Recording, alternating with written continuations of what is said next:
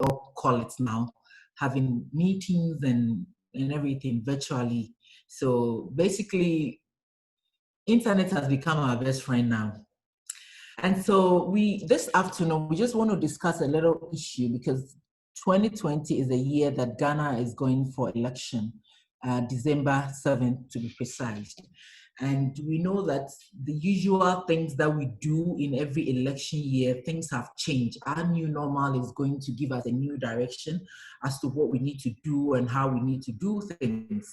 And so we felt it's important that in this conversation, we engage the major key stakeholders in this whole electoral issues, i.e. electoral management body, as we call it in Ghana, Electoral Commission, civil society, individuals, and the constituents that we represent, which is women, and to see how this election is going to be more inclusive in the midst of this COVID, where ordinary things that we used to do, things that has to do with our own personal development, i.e. our work and all that, is gone down and people literally are losing work. How do we make sure that this whole process is inclusive enough that people, in spite of all that they are going through, will be willing to join whatever processes that the Electoral Commission and other stakeholders are going to be putting in place? And in the midst of this, how are we going to make sure that the processes of all these key stakeholders are inclusive enough? So we don't have a situation where after election, we do our post-election analysis and we say, oh, we didn't see the young people, we didn't see the women. So we want to engage now because this is the state where basically the Electoral Commission is now designing their processes of election, decision-making processes is critical and it's ongoing now. And so it's important that we make sure that our views are included in their whole agenda and our concerns are also addressed by them, because the stages of elections, the pre has a lot of activities. As we know, they are going to do voter register, collection, exhibition, and all these processes. How are we going to make sure it's inclusive? Candidates are going to be filing and all that. How is the entire process going to be inclusive so that we don't get short of, we don't get messed up in the whole process? So that's why we are here this afternoon to discuss the whole electoral process in this 2020 and what needs to be done and what can be done, because this is a new thing for all of us. We are all going to be learning from each other because it's a new phase we find ourselves. We're not used to this. We're used to having our big meetings and rallying around issues and all that, but things have changed. How are we going to be inclusive in the midst of this? So without talking much, I want to introduce our first speaker, who happens to be from the Electoral Commission and happens to be the head of Gender, Youth and Disability. I'm happy disability is inclusive because they get mixed up in the conversation. How do we make sure that the process is inclusive for the people that she heads? We want to hear from her what the Commission is doing in this process so that we can take the conversation further. So, Madam Abigail Nutako, could you please introduce yourself and tell us a bit about what you are doing and what the Commission is doing to promote inclusivity in the face of this COVID-19?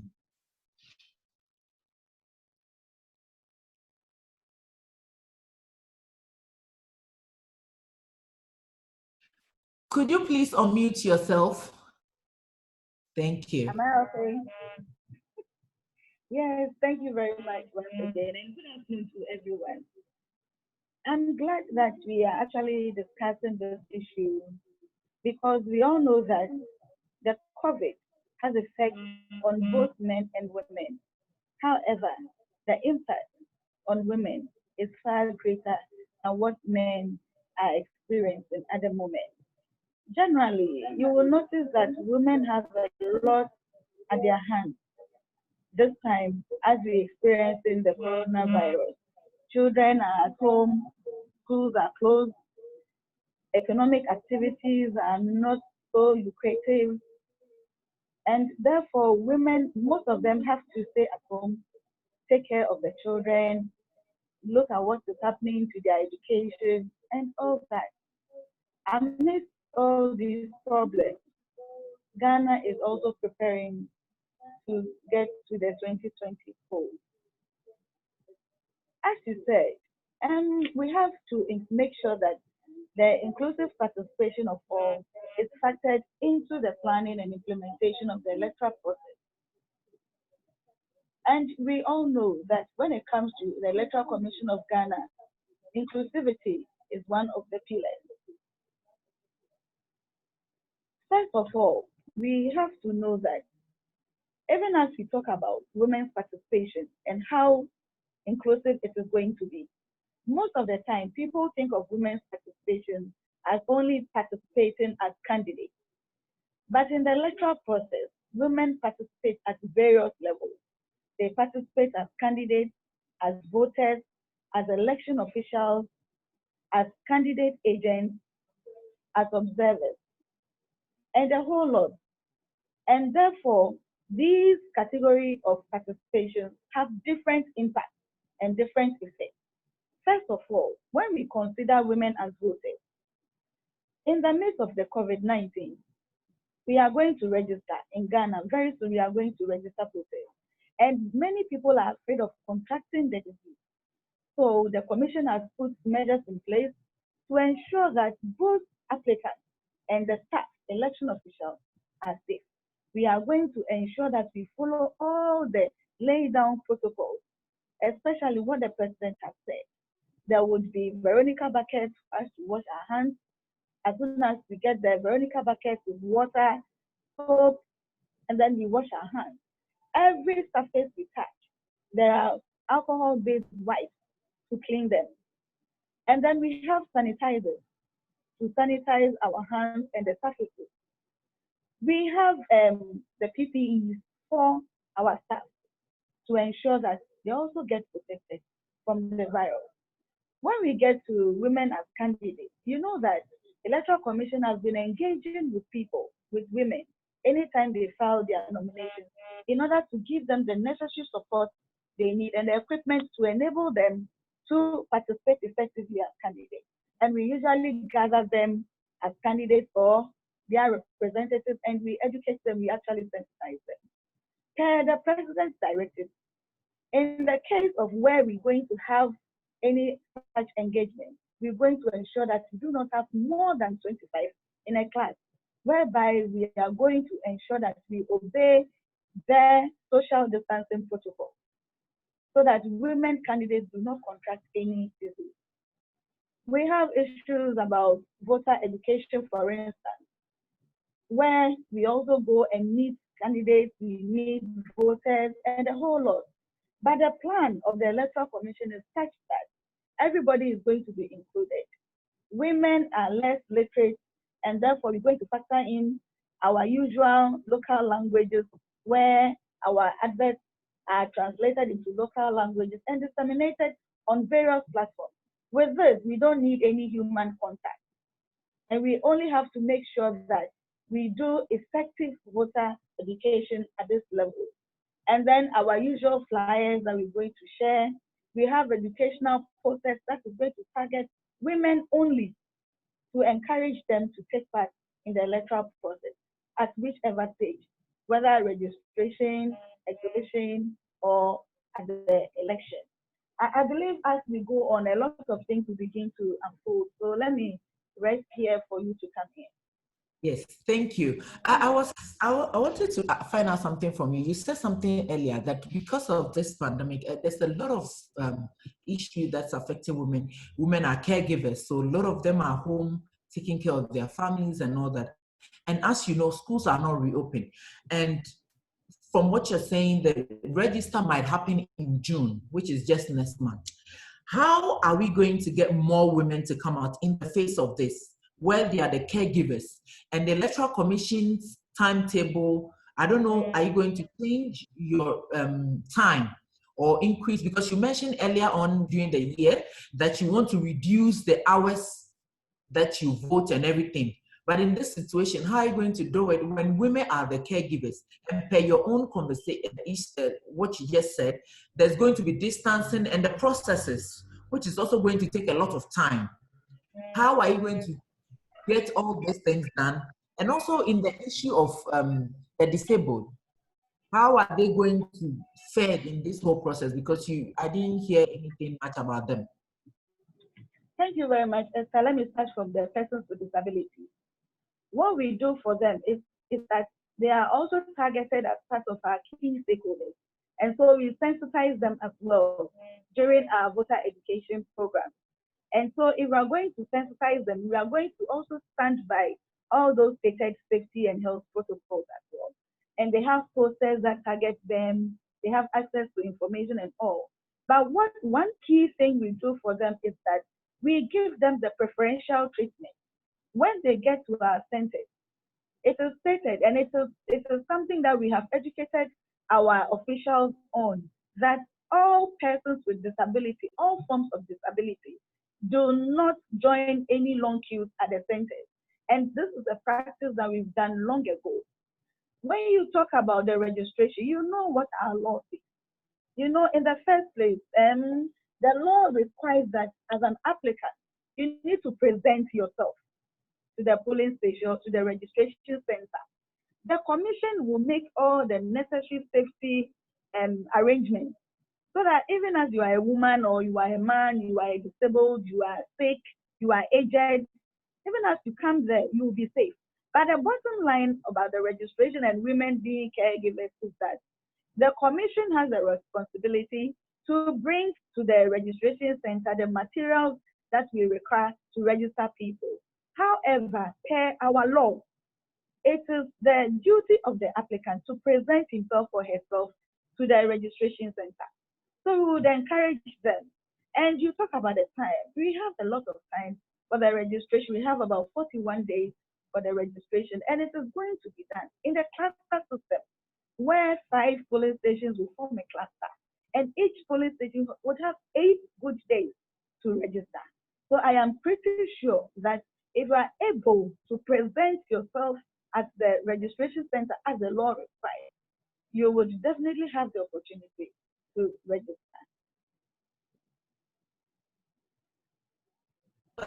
Okay, so let me bring Cynthia in at this point. Cynthia, if you can introduce yourself, and then Cynthia, you've worked on election for a long time, and even now in Nigeria, Cynthia is from Nigeria actually, so she'll do the proper introduction. So now, even as we speak, there are still elections going on in Nigeria, and how, your assessment, how do you think they've been able to, both your INEC, your EMB, and other stakeholders being able to promote inclusivity in the elections, that your by-elections and all that you have been having? Thank you so much, Esther, and I must say I'm really excited to be part of this webinar. You know, I tell Esther that she's my sister because I believe Nigerians and Ghanaians are brothers and sisters. I mean, Africa is one, you know, so one Africa. I'm Cynthia Mbamala and I work with Yaga Africa. I'm the director of programs. I also lead on the Watching the Vote project, which is a movement dedicated to promoting electoral integrity in Nigeria and Africa. So basically, a lot of work we do is around governance and democratic issues, and elections is a key program area for Yaga Africa. Like Esther has said, we've been doing a lot of engagement since COVID, the outbreak of COVID-19 in Nigerian elections. And actually, just last week, we had a meeting with stakeholders and members of our EMB, and I'm happy we have someone from your EMB here. Nice listening to you, madam. I see there's a lot of work already on ground, which is quite impressive. And we really we believe that with more work, there's a lot that can be achieved before your elections later in the year. And the question you asked, I think for different EMBs within the continent, there was a challenge of understanding how to go about elections with COVID, because like they say, no one prepared for COVID-19. It all came to us as it, like the Christians would say, like a thief in the night. We did not expect it, and it hit us by surprise. So a lot of planning had to start up to react, or to adapt rather, to the current realities. And one of the things we started doing within Nigeria was having conversations around the review of our framework for elections, that's the electoral guidelines. for elections, because with COVID or with the pandemic, the realities are different, and you would need to introduce some minimum health standards to your electoral guidelines, because that's the only way you can guarantee safety during elections. So part of things we did was to break it down. One, what do we want to look at? The legal framework for elections first, the implications, because we had conversations in Nigeria. We're supposed to have the off-cycle elections in Edo. That's one of the states in Nigeria, in September, and another state in Nigeria we're supposed to have one in October. There were some by-elections because some lawmakers died earlier last year and sometime this year. Some by-elections were to be conducted, which we actually suspended because of the pandemic. So conversations around elections, one of the things we had seen was, first, the conversation was not inclusive, because normally there's the default setting for government or for governance is responses to issues that does not necessarily consider a gender-sensitive strategy or approach. So even if you look at how government across the world, across the continent, started responding to pandemic itself, most of the orders or directives issued to respond to this did not introduce or include a gender-sensitive approach.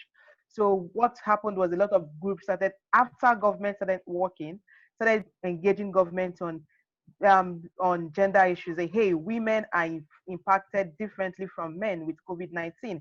We need to review our strategy. So that was the same thing when it came to elections. So the first approach for the EMB was, we have a guideline, we can review that.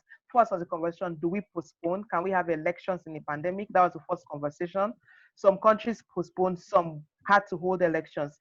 For Nigeria, the conversation was our off-cycle election is later in the year, September and October. So this is May.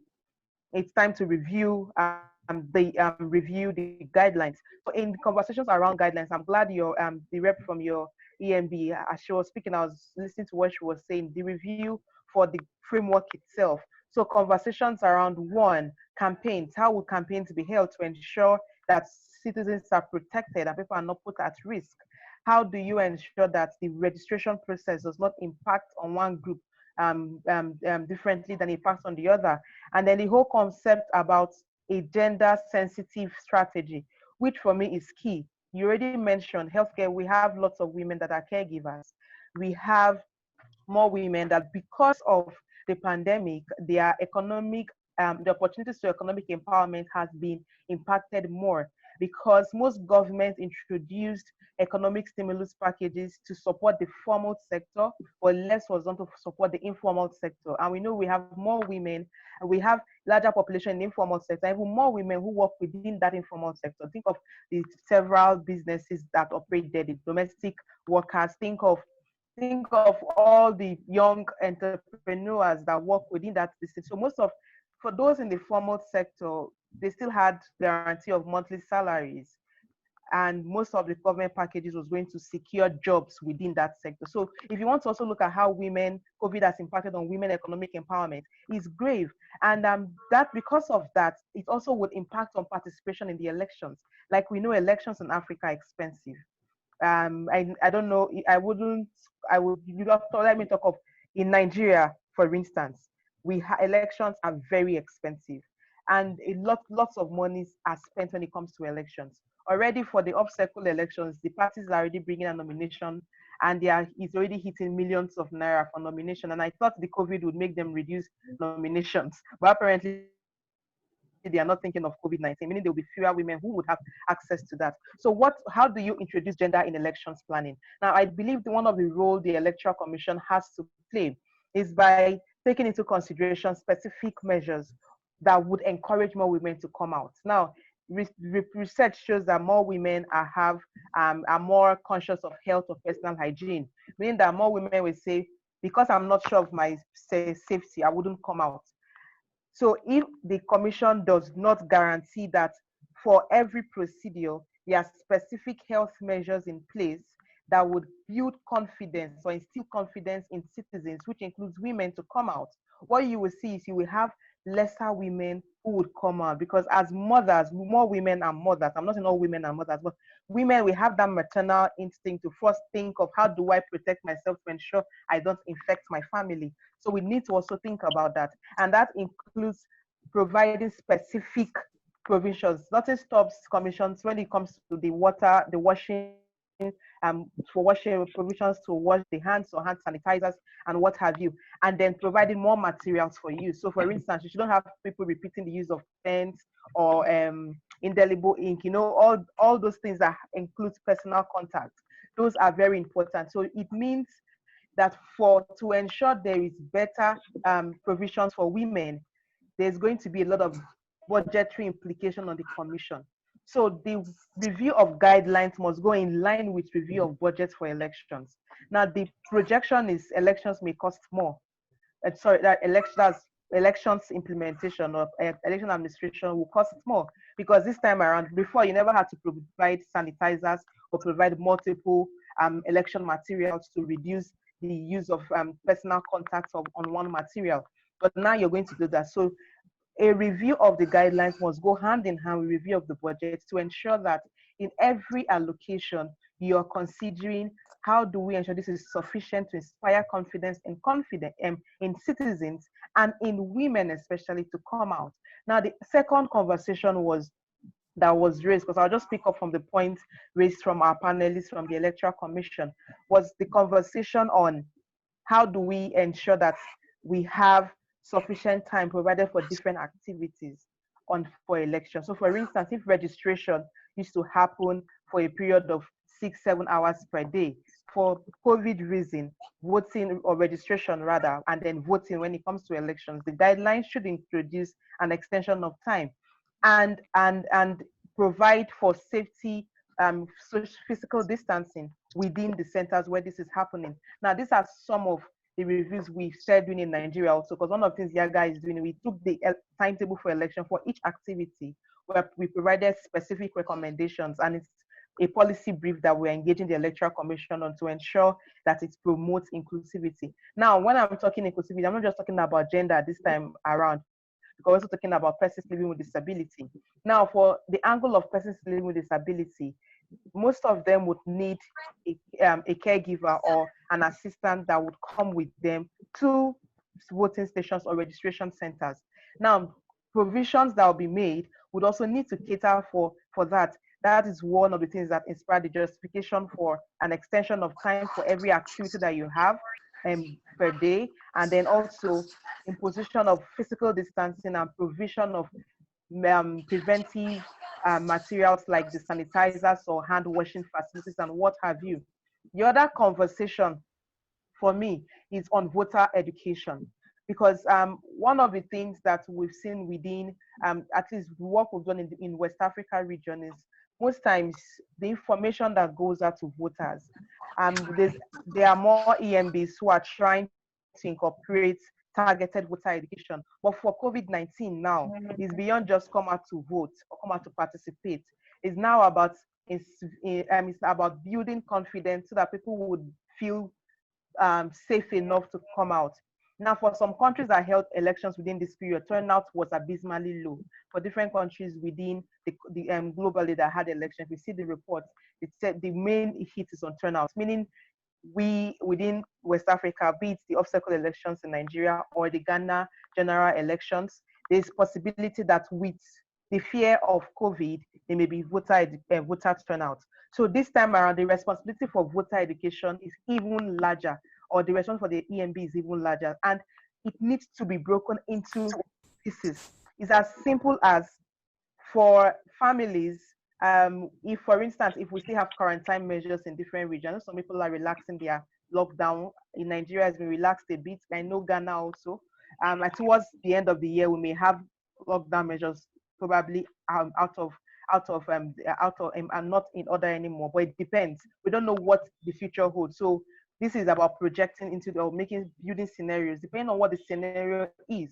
The conversation on voter education must be specifically targeted to inspire confidence in women and inspire support of their male counterparts. Meaning, if we have women that are caregivers, there's a tendency to say because you're a caregiver, you can't come out to vote.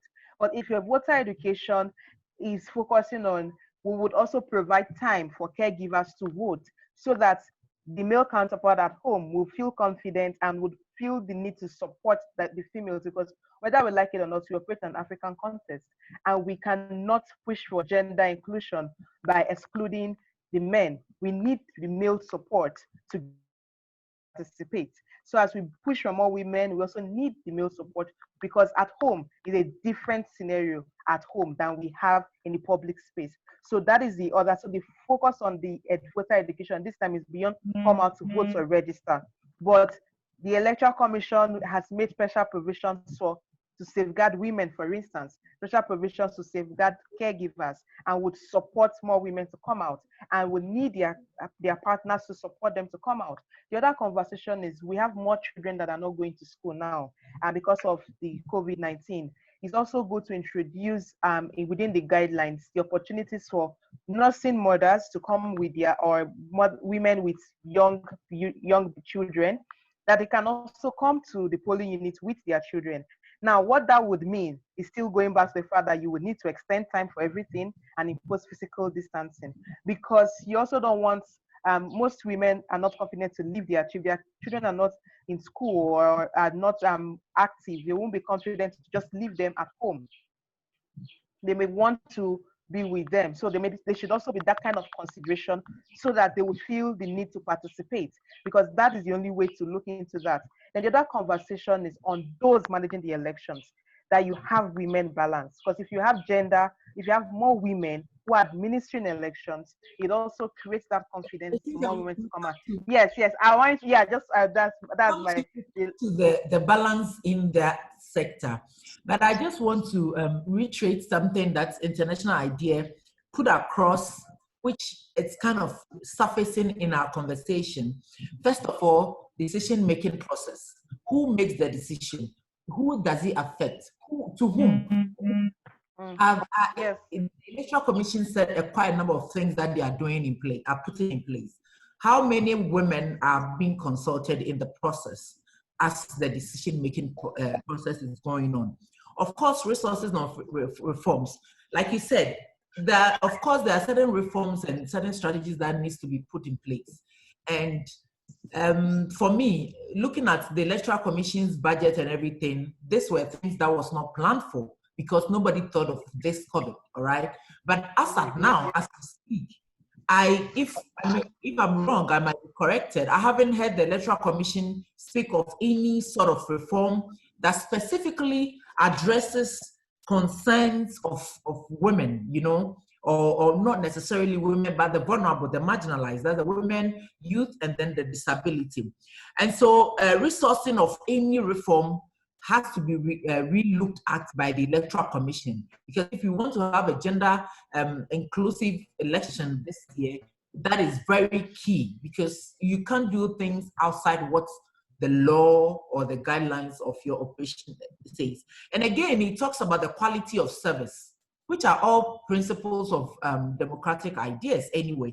So quality of service, so what kind of service do the EMB wants to give to the citizens that they are representing? What kind of services that they want to give? And like you rightly stated, nursing mothers and everything, how do you deal with them? Yes, you don't let them queue. But in this case, we've all come out, WHO have come out to say that children have different symptoms than adults. So how are you going to be sure that this mother coming with the baby is safe for everybody, that is not going to cause any problem for other people and all that? So quality of service is something that needs to be looked at. Of course, service outcome. She said we're going to have this thing to wash our hand and everything, but we need more than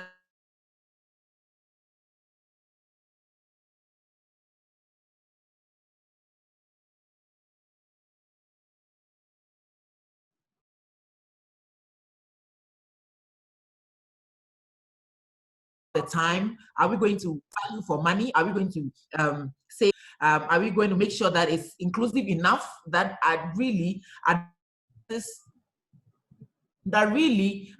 the concerns of these women? So of course, stakeholder satisfaction. So all these things are things for me, I'm trying to process in my mind and say, is the EMB putting these things first to say that there's value for money? Are we investing in reforms? Are we talking about reforming certain, yes, the guidelines that you gave is there, but certain policies internally that needs to be changed to suit the era that we find ourselves. And so it's something that we still have to talk about. Maybe I'll bring in Madam Abigail here to tell us maybe what the EMB is thinking about when it comes to resources and all these things in place. Well, you've said a lot, Esther. You asked the question and then you answered the question yourself. But talking about resources, some issues are meant for management to talk about, management to decide. So I would just want to take to my level and talk about what I am supposed to talk about or what my schedule is supposed to do. I hope you get me. Yes. Cynthia, I was happy listening to Cynthia in her discussions. And her discussions are just along what I was also talking about. If we want to stick to the conversation about how to include women or ensure that women are more into the electoral process, then we would have to go ahead and agree with Cynthia and the fact that we have to do a lot more voter education. And I have always said that Electoral Commission is particular about the style it does the voter education. We know that the voter population is not, we don't have the same qualities, if I should put it that way. We have educated population, we have less educated population, males, females, persons with disabilities, and the youth, and all those things. So the Electoral Commission does segregation, voter segregation, where we have grouped our clients or our electorates, and then we target them specifically. That is why early on, I made mention that we have programs that target women specifically, programs that target persons with disability, and then those that target the general public. I always say that we have variables that we use in ensuring that the voter education is very, very effective. We know that it's not everybody who can speak English. We also know that it's not everybody who can even hear you when you talk. That is when you talk about deaf persons. So all these pictorial materials that we use, the educational materials, the posters, and all are enough to encourage everybody, be it a male or a female or a person with disability, to participate. Because if you take voter education, for instance, on adverts on TV, in order to get to ensure that every eligible person is not left out. We know persons with hearing impairment do not hear when we talk, and therefore we have the sign language interpreter seen on our TV interpreting the sign language for them. We know that women, a lot of women or any other person, especially those in the rural settings, do not all understand the English language. That is why we have our education and then our adverts translated into Dagbani, Akan, Nzuma, Ga, Ewe, and other languages that a lot of people would understand in Ghana. And also, per the COVID issue, we know that we can't do the person to person, that's we call the in-person engagement. And therefore, it is the virtual one that we need to intensify to ensure that it gets to everybody. We do street announcements, and we make sure that women usually go to the farms, especially in the rural settings. They go to the farms at dawn. They come back late. They go to the market. So we have all these things at the back of our mind. So in the street announcement, we make sure we get them at dawn, and then in the evenings when they come back, we make use of the radio stations, especially those with very wide coverage. And then nowadays we are fortunate to have communication centers or information centers in most of the rural communities. We also use them to intensify our publicity to ensure that at least everybody, especially women, are covered. Persons with disability are engaged in our electoral processes, and then we give them the details of what they are supposed to do and what they are supposed to expect. And Cynthia also mentioned how to encourage women with babies and all. They are factored into the preferential treatment aspect of the electoral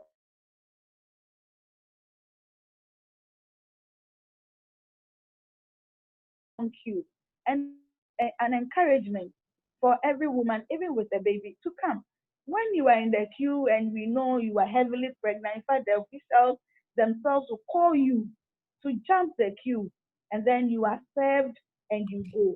And then we take our gender disaggregated data to inform the commission in future, plans and decision making, of the commission. So we know how many women participated, how many women did not, that level, and then we know how to strategize in the next electoral process. Yes. I hope Okay. you So get I it. think there's a question.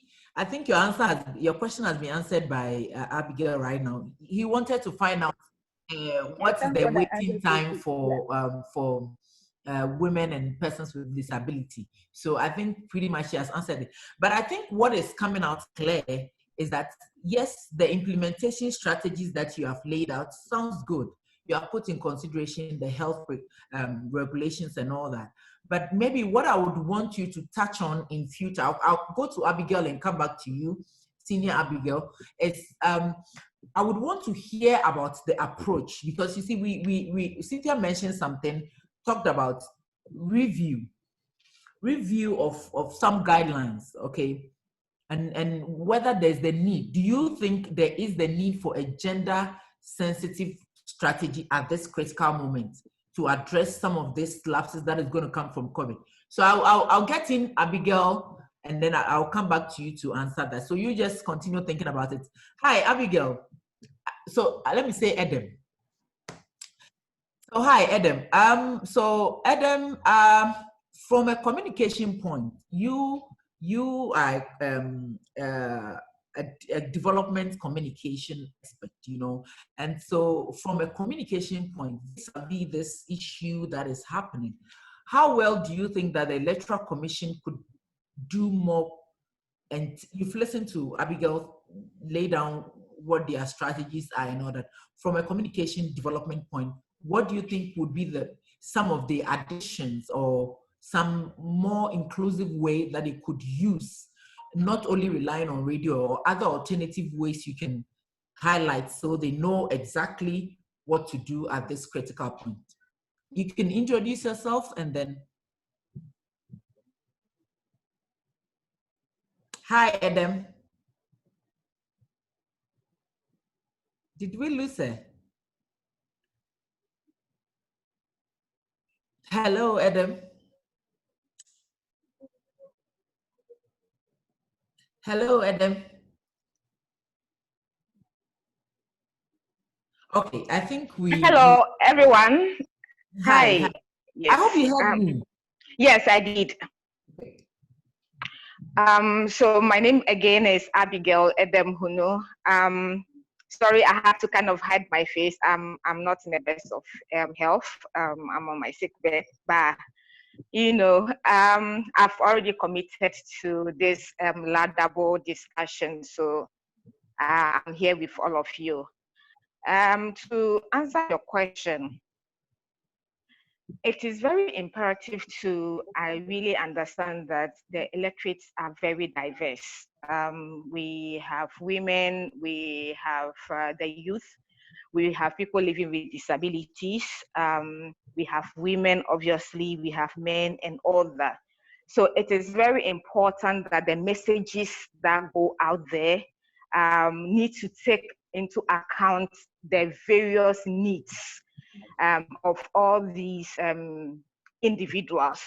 So you can't do a one message fit all kind of situation. We need to tailor the information to suit all these individuals that I have already mentioned.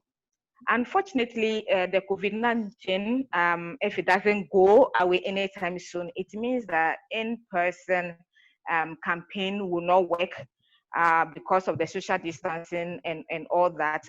So we have to find a more innovative way of putting our messages across, or the political parties need to put their messages across. This is critical that we also involve the NCCEs. And then there are obviously radio stations that we can use, community radio stations, the information vans, We can do posters as well, that you can go into the communities and then paste around, and all that to inform people.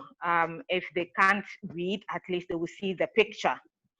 Picture speaks a lot of volume. So that is also one thing that could be done to ensure that the messages go to the right people. And then again, with women who are pregnant and women who are breastfeeding, I was also thinking that instead of letting them jump the queue, it would be, I think we need to rather create a different queues for them.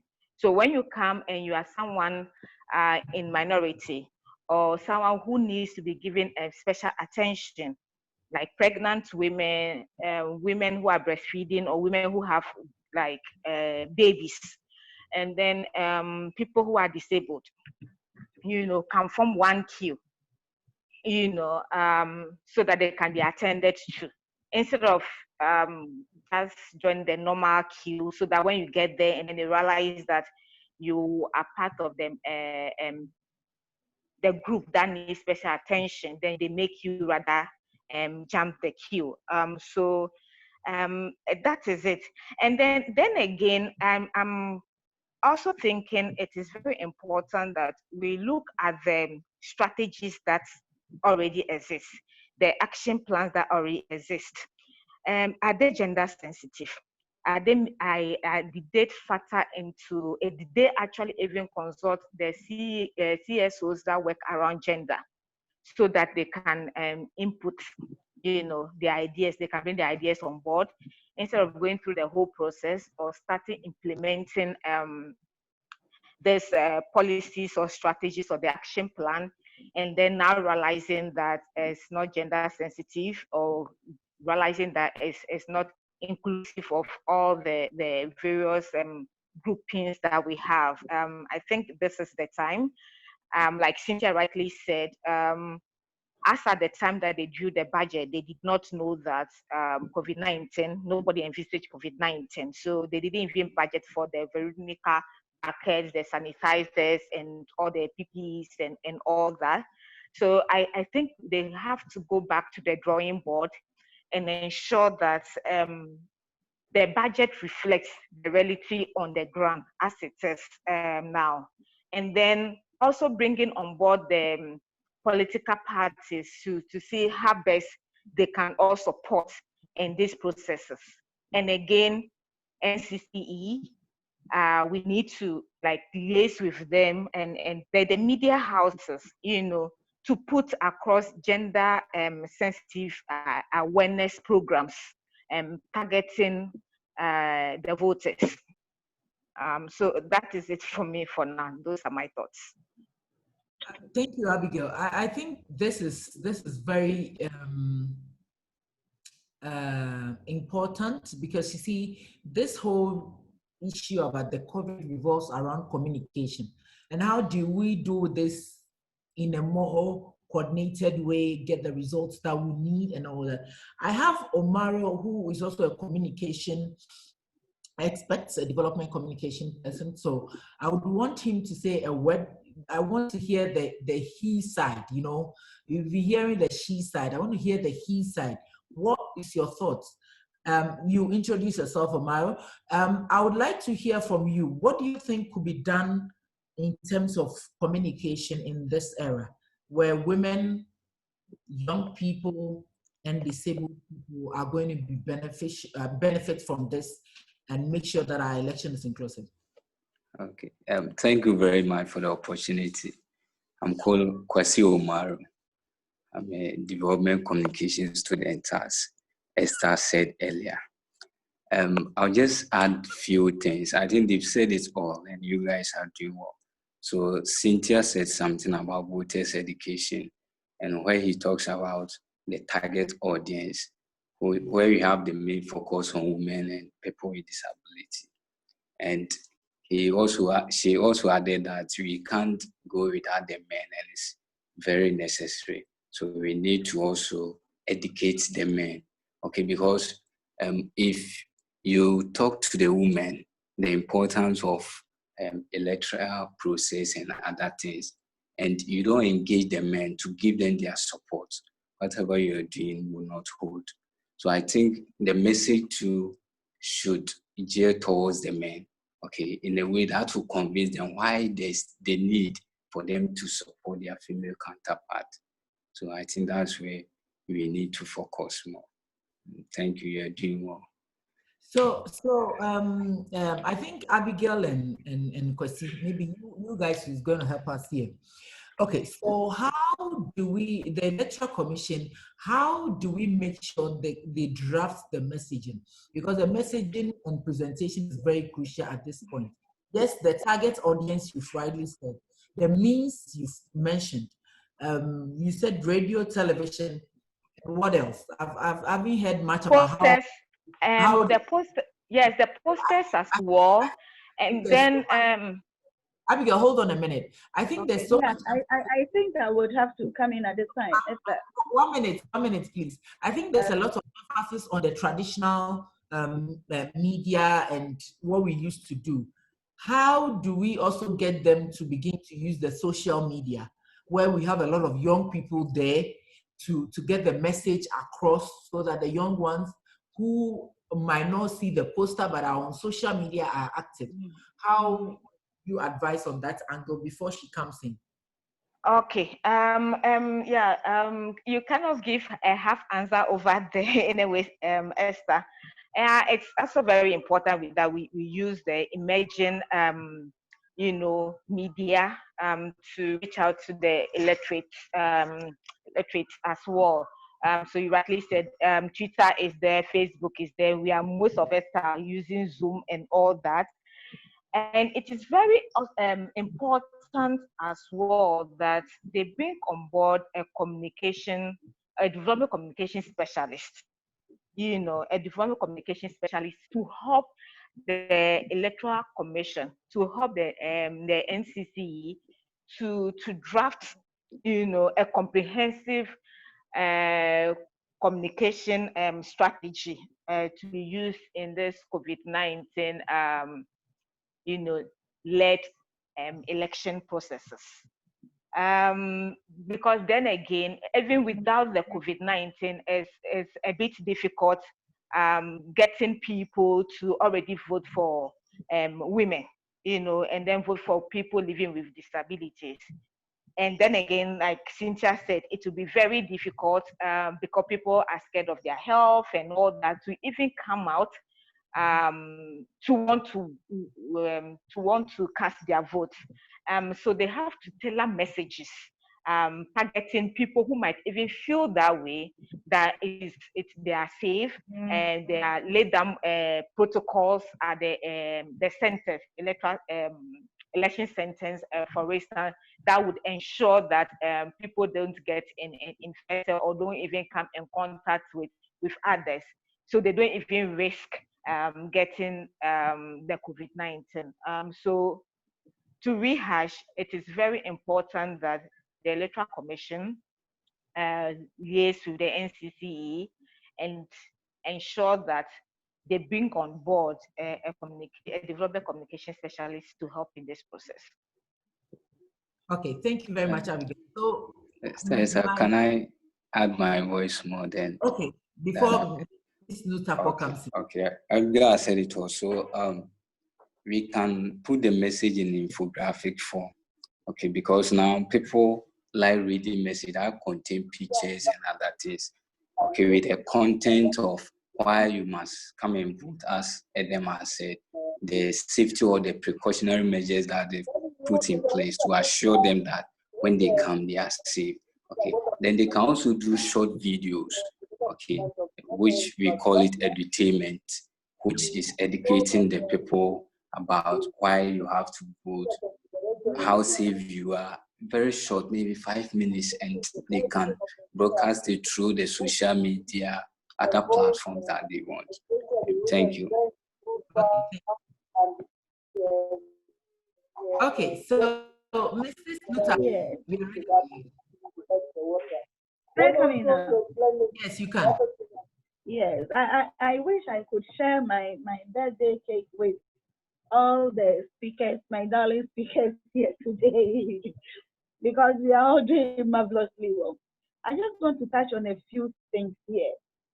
And I want to assure you that the EC's processes are already inclusive because it is inclusive. That is the reason why the Gender, Youth, and Disability Desk was even established in the first place to ensure that every step of the electoral process is as inclusive as possible. And then the vulnerable people, they do not join the queue. And therefore, Abigail, in some polling stations, before you get there, the election officials would find chairs for these vulnerable people to sit down. They don't join the queues. It's not as if they are in the queues before they are identified and then asked to come out.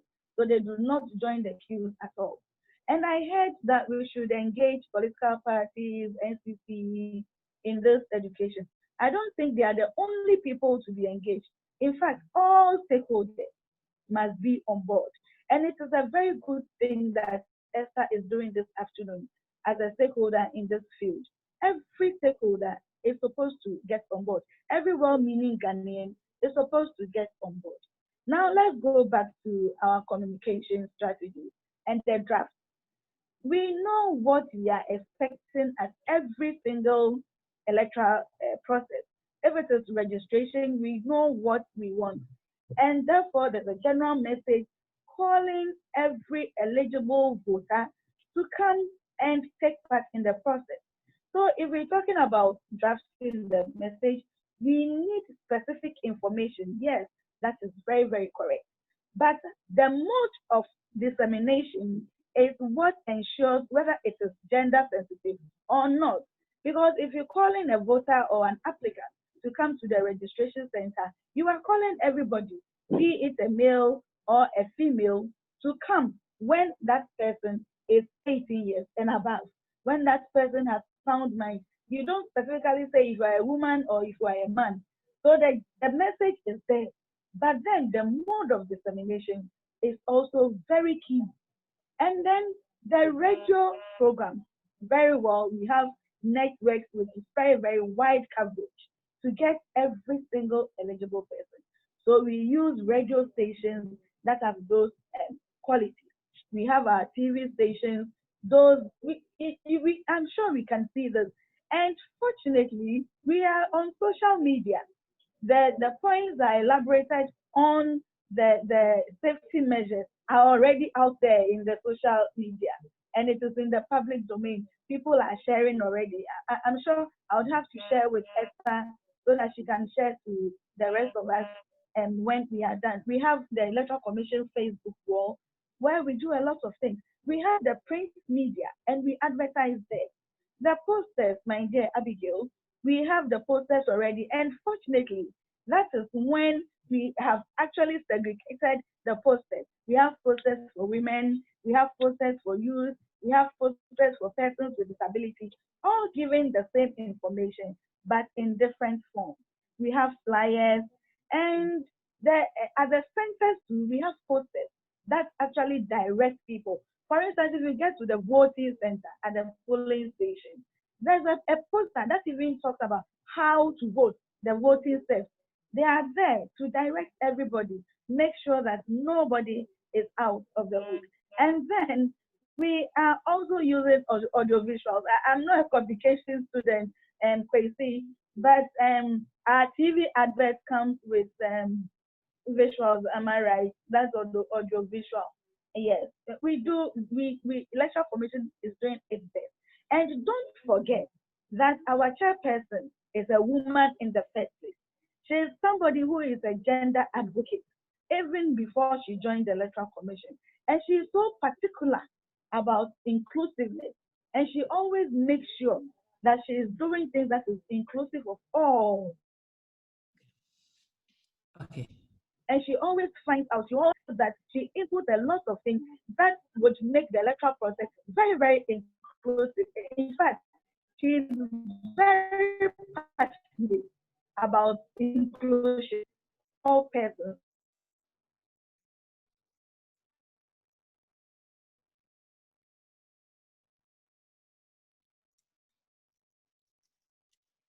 Sorry, I think the internet is messing up a little bit for Abigail. She will join us after that. But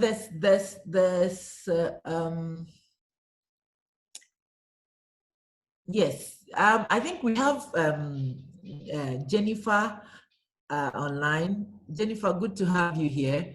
I know she's in the meeting and she came out, so that tells me this is very important for her. And I know she would love to speak, give a little bit of something. She's asking a question here, which I wanted to kind of say something more about it, talking about the medium and all that, the data to know how many women are on social media, how many women are using the internet and all that, which we proposed. I mean, the use of social media and all that. Hi, Jennifer, could you please introduce yourself and speak to our topic of today? How are we going to make sure the election is more inclusive?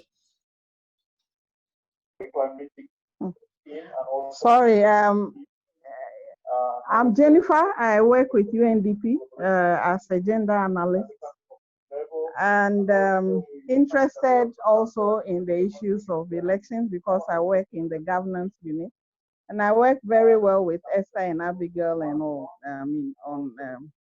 Unfortunately, I'm in another webinar. I actually opened the second one on my tablet because I'm also interested in this conversation. And I think I just joined when Abigail was talking about education, and we're looking at, she was talking generally about the places where the things that they are doing. My concern is that sometimes we think that, well, the information is out there, it's everywhere. Everybody should be able to have access. We are not removing anyone from having access, but are we doing targeting, proper targeting? Because we have segments of the society that have issues. You talk about vulnerable population. Maybe you put posters in the communities, so you think that women out there should see it. Maybe the women are in the market all day. By the time they come back, it's dark. They don't see the posters on the wall. So how do you target them to ensure that they get the information? That is my issue. So if Abigail can address that. You talk about social media. How many women have Android phones that use social media and are able to source information from social media? Maybe women in the middle class, women, educated women, but we are talking about the vulnerable women out there. Women who don't have access to the things you ordinarily want them to have access to. How are we targeting those? I think that's my concern. So if she can answer that question, I would really be happy. I think if you can restate your question. She was a little offline and she's back now. Okay, so can you hear me? Yeah, I think you can. Can you hear me? Yeah, I can. Okay, so what I'm asking is that we understand the various mediums the EC is going to use to share information. But I'm also saying that there are some mediums she's mentioning. She might assume that everybody should have access, but not everybody has access. She talked about social media. How many women have Android phones that use social media and so can access information from social media? She talks about posters out there. We know a lot of the times these posters are pasted in communities on walls. One, how many vulnerable women, or let's say assuming illiterate women, can even read the posters and understand what is there? And in the first place, assuming, just using the market as an example, if the person is in the market the whole day and comes in the night, can the person see the poster on the wall? So what other targeting are they doing to ensure that those who cannot have access to certain mediums are also getting the information, so that we are being sure that we are being inclusive? Not that we would assume because we've used all kinds of mediums, everybody should have the information. So this is my question. So, Abigail, yes. This is going to start to you. Yes, I got it. Thank you very much, Jennifer. That was a brain teaser. Yes, you're making mention of social media. And I already said that we don't juggle all our things together. Social media is targeting the youth. And we need not forget that my office is also responsible for the youth. And we bring youth sometimes in the case of vulnerable people. So social media targets the youth. Yes, we know that it's not every woman who has Android phones. And then the posters that Jennifer made mention of, they are not posters with inscriptions, a lot of inscriptions. They are pictorial pictures. They are pictures. So you see, if it is for registration, you see poster of women, a lot of women on it, women from all walks of life holding a voter ID card, indicating that you need to get one. So there are no posters that you have to go and stand there and read. And then women who go out in the during the day to the market and then come back, the posters, are posted at vantage points. They walk in the day to the market, and it is the fact that they come back, some come back late. So if posters are actually posted at a vantage point, they will definitely see them. And it is posted in the communities. Okay, so they see them. They see you. Sometimes you go to the communities and you see that some of them have even removed the posters and pasted them in their homes, on their trapdoors and things. And the vulnerable women, I always say that we consider all these people before we strategize on our communication, and we use the local language to target the rural folk. No, it's not every rural person who does not understand English, but those who do not understand the English language. At least there are some basic local languages that could translate to a lot of people, and most people do understand. So if you don't understand English, those who are fortunate to understand Dagbani will hear. Those who are fortunate to understand Ewe, and even with Ewe, for instance, we have different types of the Ewe language, but one particular one, when it is spoken, everybody understands. Even when we speak in Twi, the fancy person will understand, the Bono person. So it is something that we in fact, we are not a perfect institution. Okay, that is why I said all stakeholders must come on board. We are doing our best. We are doing our best, and we pray, we hope that yes, our best is very, very good enough for us. So we ensure, and even at the markets, there are information centers or information, something in the markets, and they collaborate with our people at the district level, and they also disseminate our information. The street announcements definitely get them, because they go out, the announcers go out at dawn and in the evenings, when those women who have gone to the market and come back late are at home and can also access the education and the information that we are putting across. So there's a question, and this question I'm going to bring up, but then I need Cynthia, Abigail, and Jennifer to help address this question from one of our viewers, Daniela. She's saying that what sort of security concerns, both on and offline, do we anticipate in the lead up to the election?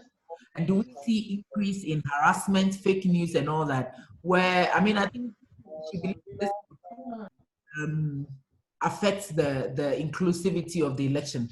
Is there something that's Abigail, do you want to start, or Jennifer should start, or Cynthia should start? I didn't hear. So the question is, what sort of security concerns, both online and offline, do we anticipate in the lead up to the election? Do we see increase in harassment, as in violence against women? Because the COVID has come out to show how violence against women is on the rise domestically. So are we going to look at it in public space politically? Is it going to be on the rise? Maybe Jennifer can start, and then, Jennifer, what do you think about this question? Well, I don't know. So harassment for who? For who? For women. At where? In their homes? No. In the heat up to the election. It's electoral. Is it women candidates or women just in general? Both candidates and women in general. Well, I think if we take the current situation where because of the COVID, we are already having heightened levels of domestic violence because of the stress, both financial stress and the psychological stress that the COVID has brought on board. We are experiencing a lot of domestic violence, with most victims being women and girls. I think COVID is not over, so those tensions will continue. But going into the elections, the question I would rather be looking at is now with COVID. I think one of the and the whole issue of social distancing, so the limitations on campaigning and all that. The main area that might be available for female candidates, for example, to explore might be online campaigning. And when campaigns take place online, there is a lot of online abuse that takes place. And I think that since that online would be used mostly because of the situation in which we are now, we anticipate that abuses will come. So the issue is, how do we prepare our female candidates to be able to deal with online abuse, so that we anticipate this and so we prepare them for it, and they are able to manage their online accounts and be able to either prevent or deal with abuses when they come. Okay. I agree with you. I think, yeah, Cynthia, let's have your Yeah, take. can I come in or okay? Thank you. I think very good points already made by Jennifer, and that's a good question, because before the question came, I was actually thinking of security implications, and I'll look at it from different angles. One, digital security is one, because now with more leveraging of technology, there's an increase in digital insecurity. In fact, you have reports of even webinars being hacked or hijacked, and messages, horrible pictures, and all of that introduced. Or people, even there's one webinar in Nigeria, and they were quite hate messages to the female presenters. It was on women actually, and it was just scrolling on the screen, and they couldn't even control it. Basically, hate messages to the women panelists. So we there's anticipation that we would see an increase in digital insecurity. The other level of security is the physical that we're very used to. Like Jennifer already mentioned, across different countries, report has shown that with COVID, there was an increase in gender and sexual and gender-based violence. When you think about, and then even when you break that down, domestic violence also. So and that is another issue. So for the other angle is physical harassment or this in violence against women. Then for me, the third angle to look at also would be the threat of fake news, or what you call disinformation or misinformation, and how that can also impact on women. And these three are, for me, are broad issues. Now, what can we do to minimize the threat of these levels of insecurities that women would face? One of the things I believe I would always come from the policy angle. And I think this is where why I made the first point, that when it came to the response to COVID, the government's response to COVID, there was no integration of a gender-sensitive approach or strategy as an integral government policy. So normally gender issue is seen as an appendage. After we've made all the policies, and I say, oh, women, oh, how does this in fact? They will not start. So it's almost like it's not part of the policy process. It's an appendage, or it's an afterthought later. And I think the Electoral Commission has an opportunity now, both in Nigeria and even in Ghana, to, in review of policies, also include special policies on how women's security would be a key issue during this period. And why is this important? Because before pandemic, there were already incidents of violence against women in the electoral process, be it harassment and be it hate speech targeted at women for their sex, be it the online attacks on women, the slut shaming that has been happening, especially for younger female candidates. And while this has been ongoing, the policies to address harassment to women has never really been adequate or all-encompassing. And this is an opportunity to review our policies to have that. One, stricter measures on abusers or violators of women or violent perpetrators. The other is the communication angle. Now, for me, voter education must go beyond where to vote or how to vote or even preventive measures. It should include response channels to violence. How can you report harassment? How can you report violence? Where can you report that? And to do that, we would need interagency collaboration between the Electoral Commission and key government institutions that have responsibility to address these issues. So for instance, elections planning now should not just be about the administration of elections. The government agencies have communication channels. So there's nothing that it wouldn't be asking for too much to have other agencies of the state. In Nigeria, I'm not familiar with institutions in Ghana. So if I want to give an example, so for instance, the Ministry of Women Affairs, for instance, the police, I know there are some, I don't know if we have that in Ghana, where they have like a gender desk and all, on quick response to violence against women, that level of collaboration with other agencies, maybe the Human Rights Agency or Commission, the Commission Against Traffic in Persons and Protection of Women. I don't know if you have sister organizations, similar institutions like that. So why do I say when I say sister interagency coordination on this? Because one of the things that is always missing is an adequate channel to report violation, either by the person who experienced it or by someone else who has seen someone experiencing that. So that, because if you have an adequate channel for reporting and response, that would reduce the threat. You deter people that would want to do that. The other conversation on beyond interagency collaboration and coordination for communication in the period of elections would be also the responsibility for the coordination with civil society groups that work in the space and political parties, because we also need civil society groups, we need political parties to also take responsibility in promoting education that can empower women to see how they can easily protect themselves, and also deterring violence against women. Then the responsibility on women who engage on these platforms. I think this is also the time for more women to become to take special interest in their digital security, how you handle your social media platforms, the access, your security measures in protecting your social media platforms. I think for me, that is also very, very important. Even how we deploy technology this period is very critical, because we need to safeguard ourselves also as a measure. Then the other angle beyond personal responsibility for me is the angle I talked about, fake news or disinformation, because that has become a major issue since COVID. There's been a lot of an increase in spread of fake news, people bringing new, even rumors are now becoming news or gospel, which is wrong. So part of the response strategy did not include how do you address fake news or disinformation in the system. And I believe one of the measures the Electoral Commission can take in this period, or can take into consideration in this period, is what I'll call basically three measures. One, proactive communication, localizing communication, and amplifying information. Now, why I say proactive communication is because they always say he who speaks first, the first in time takes precedence.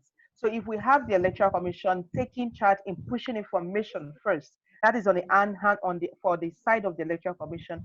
If we have women who are participating in the process, be it as candidates or in the process, or party representatives, if we also have them being very proactive in pushing information out first, because once you put information out first, you control the agenda. Then if you have the media taking that responsibility of putting credible information out first, you control information. The second, on localizing information, is just to amplify the conversations that have happened so far. We need to take it to the local communities, deploy channels that people would reach out to. Social media is good, but it doesn't reach out to a large number of persons.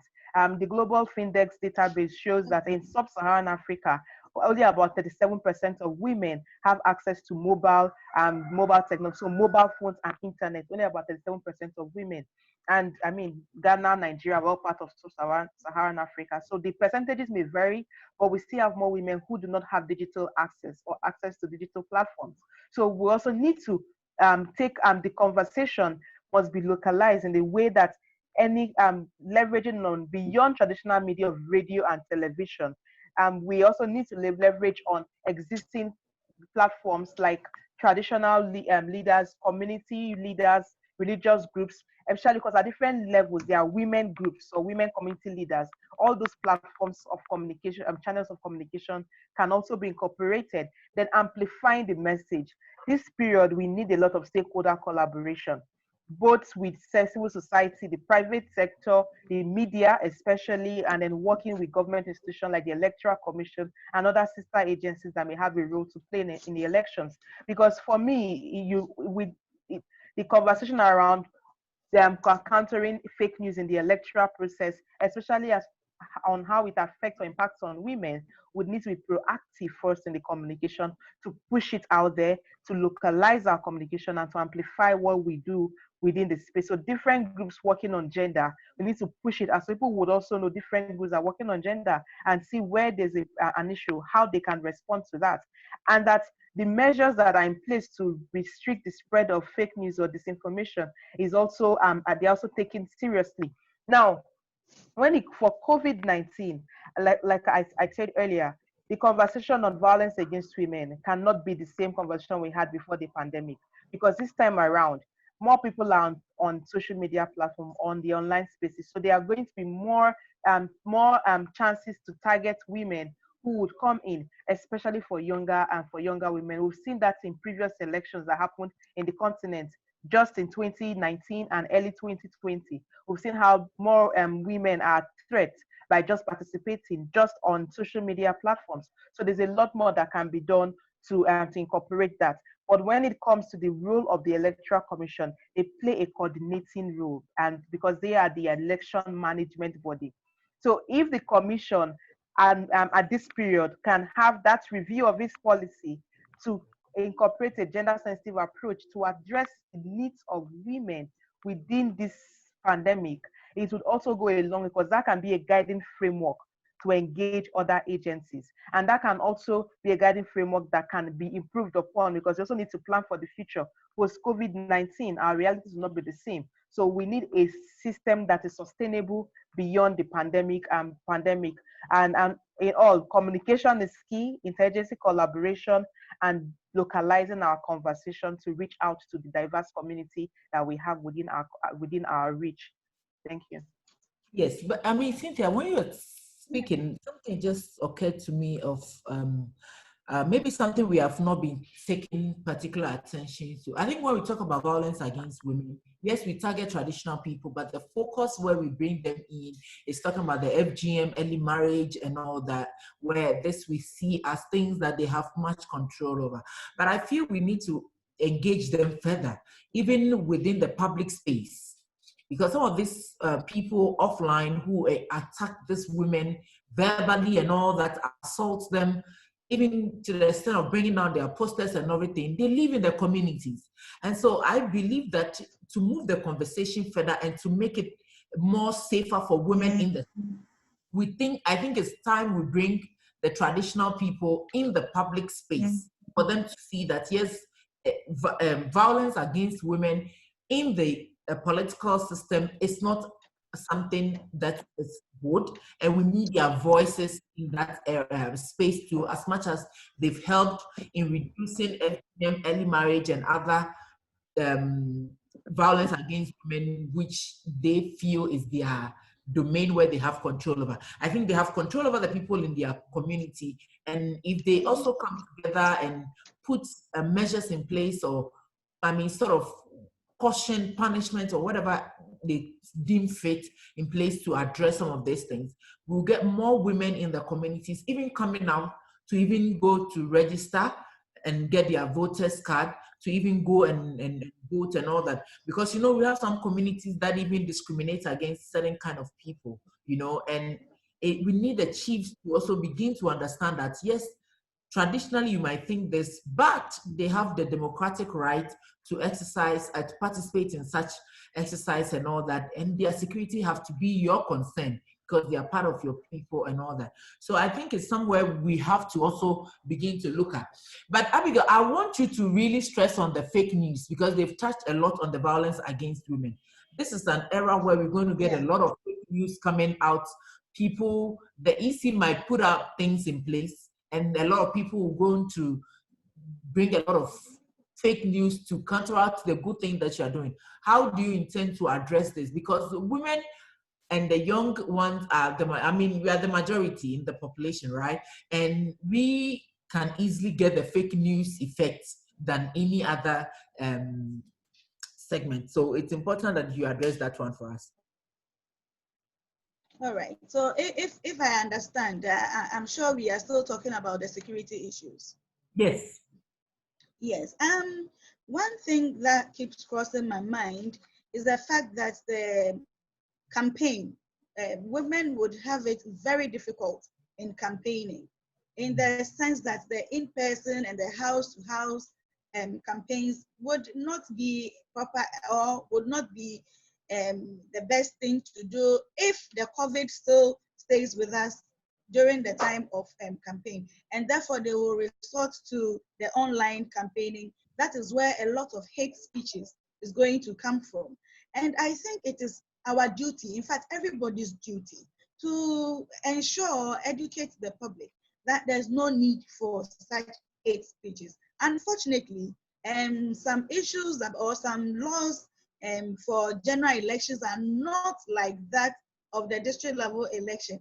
For instance, at the district level elections, when it comes to platform mounting or campaigning, most of the time it is the Electoral Commission that mounts the platform. And when somebody asks a question that is to tarnish a candidate, the commission comes in, or the representative that comes in and is able to even tell the candidate not to answer certain type of questions. Unfortunately, it's not like that.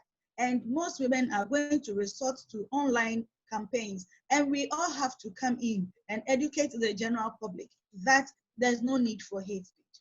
There's one thing that I'm thinking of. This COVID, okay, has impacted negatively more on women than on men, because most women do these. They're into trading, and economic activities are not the best now. They are not as it used to be. So my fear is that less women are going to come out to contest. That is what have been anticipated, because they do not have the economic resources that will urge them to come out to contest, whereby they can comfortably go out and do their own campaigns and have their own campaign strategies. So I've been thinking that it is going to even affect the number of women that is going to contest for this particular election if COVID still remains with us. And another thing is that if we don't intensify our education as a people, it is also going to affect the turnout of women that will come out to even register, because they would be afraid. They would have the fear of contracting the virus when they go out, and then in the end go and infest their family, their members, their family members and their neighbors and their loved ones. This is something that I've also been thinking about, that it is going to actually affect women's turnout during this particular registration exercise.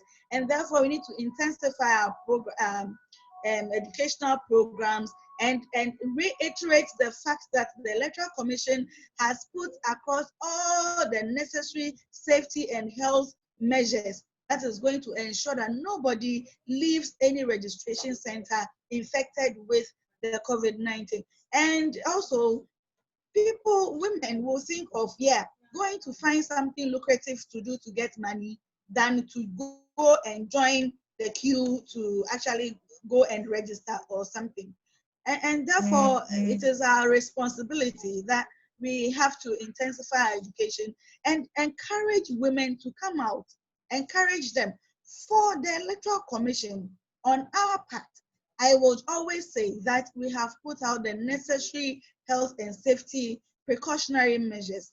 And this is going to ensure that nobody leaves the center infected, unless you go and do things elsewhere that you are not supposed to do.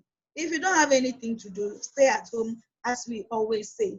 And I'm sure you would think alike with me that we need to encourage more women, because if we are not careful, because of the economic activities that are not going on well with most women who actually depend on trading and petty things, to make a living and to ensure they contest. Those women would now go back, even in the event that they now have a lot of responsibilities at home, taking care of their children.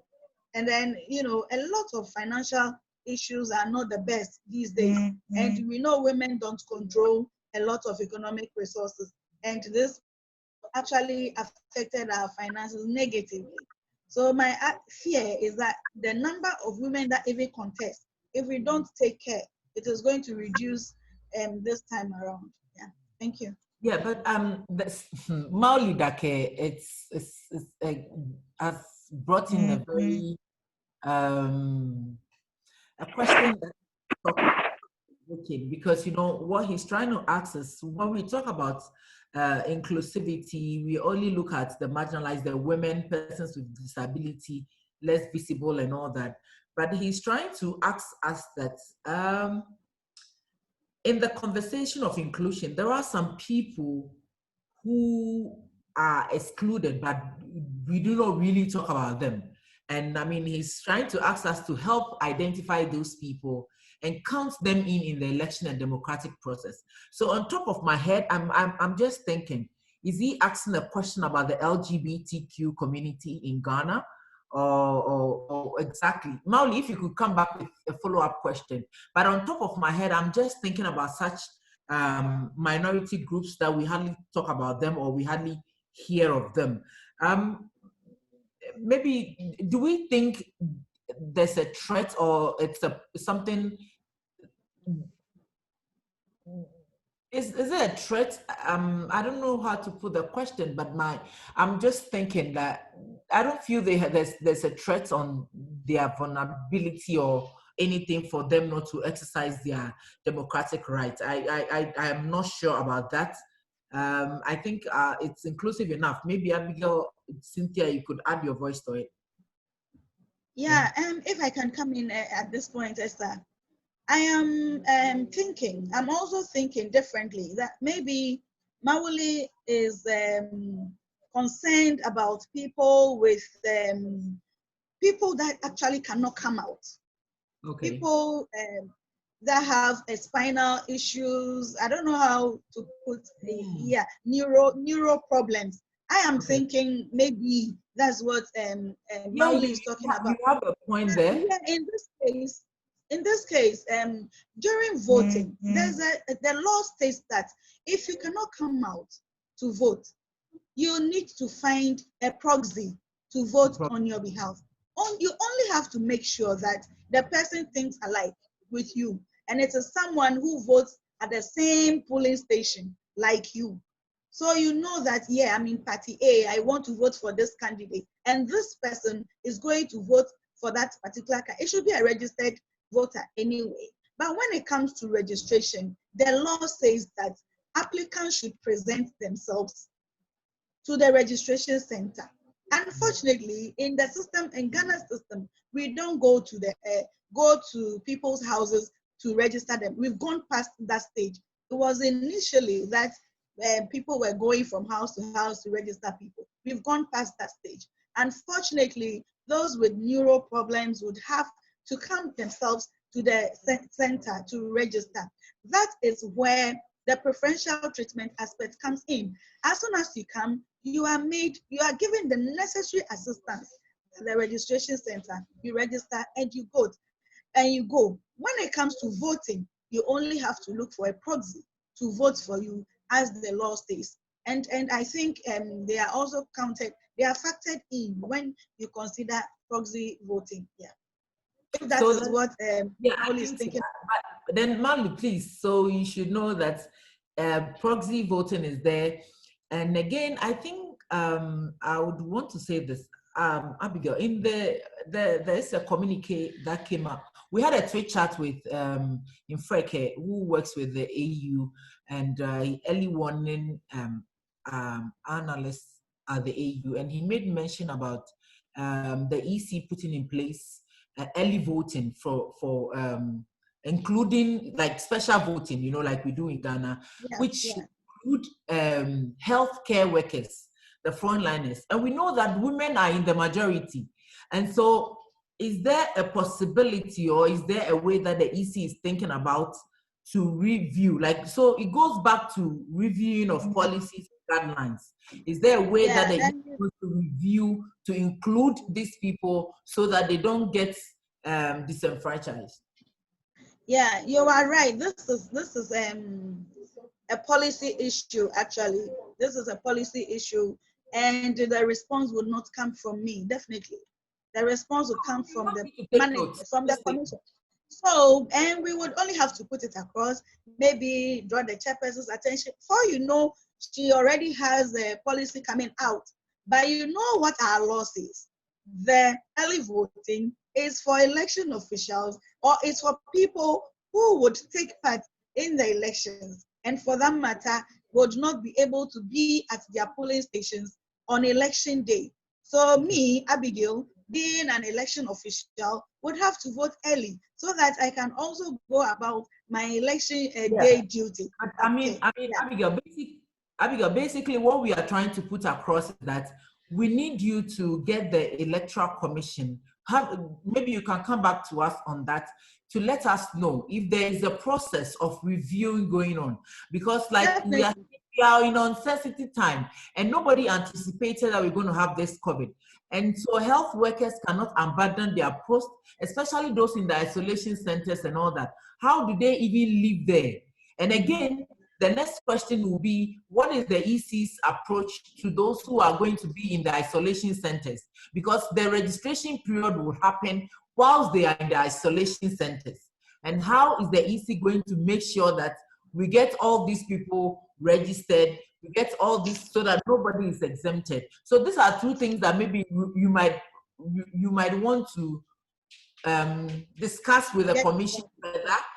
Yes, to make sure that. So it seems I'm taking much of your time. I would want everybody to have a final word, and then we can conclude on it. But my final words, I would want us to also talk about, Cynthia, maybe you can talk about election day voting and all that, and a bit more about your concluding remarks, what needs to be done and how we can do it better to make sure that the election is inclusive enough. Thank you. It's really, I actually dropped a comment saying I'd always admired that you had early voting in your as part of your electoral law, because we're still pushing for that in Nigeria.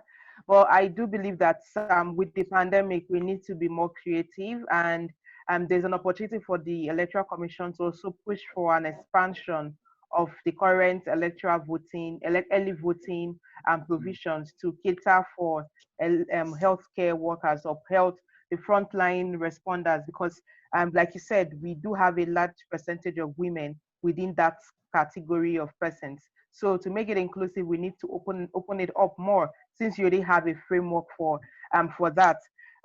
Elections, for me, if it's not inclusive, then I wouldn't call it an election. The only reason they are elections is that you have more people participating who are participating on equal footing, and that means having women, persons with disabilities, and young persons participating, having equal access to participate in the process as either voters or as candidates.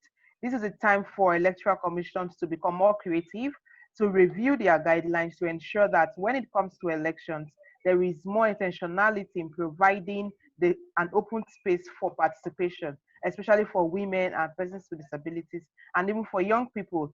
For election day, there's a lot that can be done. For my approach is, the approach we are taking in Yaga Africa is taking every activity on election day, and based on our voting procedure in Nigeria, to provide for each voting activity on election day, for each process, provide specific health measures that would be introduced and specific recommendations that can be taken. And that for me is a better approach, because if you pick it process activity by activity, it's easier to break it down. And that way you can easily communicate it. And for me, like I said earlier, earlier conversations should include possibility on expanding the time for voting, possibility on introducing physical physical distancing measures, possibility on providing preventive materials, protective materials for voters and for electoral officials. I think Ghana also has a gender policy for electoral officials. So you have gender balance on those you deploy. So you also want to inspire confidence in the women that will be working within your team as officials of the Electoral Commission and Elections Day. So those considerations for me are very important. For the other is on communication, which is where we're still lacking. Proactive, effective, and targeted communication that also needs to leverage on traditional platforms within our communities, beyond just traditional media and social media, or reaching out to those influencers at the community level, faith-based leaders, community leaders, traditional leaders, whoever it is that they are within those communities, especially the women groups. Those for me, that for me is very important in introducing to reach out to our communities out there. And for me, finally, stakeholders engagement. This is the time you can't consult enough. We need more stakeholder engagement, more collaboration with agencies, interagency collaboration for effective communication, for protection from violence for women, and then for reaching out to our diverse community, which is women, persons with disabilities, and young people. So more collaboration with state agencies, with civil society, with development partners. Thank you once again for having me on this platform. I really look forward to what we would be doing beyond this webinar. Thank you. Adam, can we hear from you?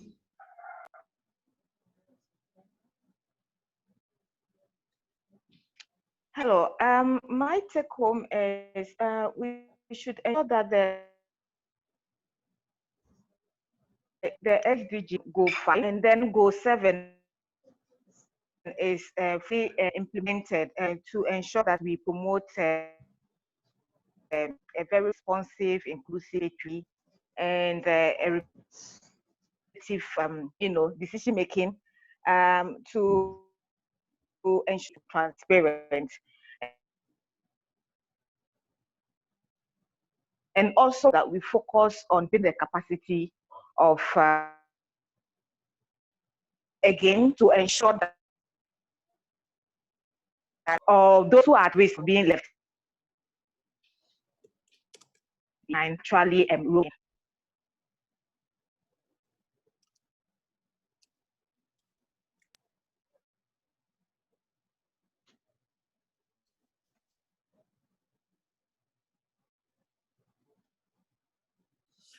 Sorry, Abigail.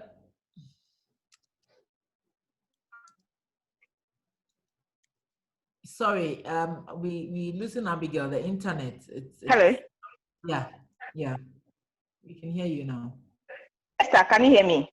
Yes. All right. It meant everything said. You couldn't hear me. Yeah. At the SDGs, especially the goals and then goal 17 are fully implemented to ensure that we promote a very responsive, inclusive, participatory, and representative, that the electoral commission is very responsive and accountable and transparent.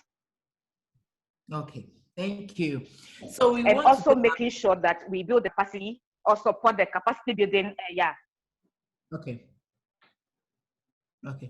Making sure that we don't leave anybody behind in the upcoming elections.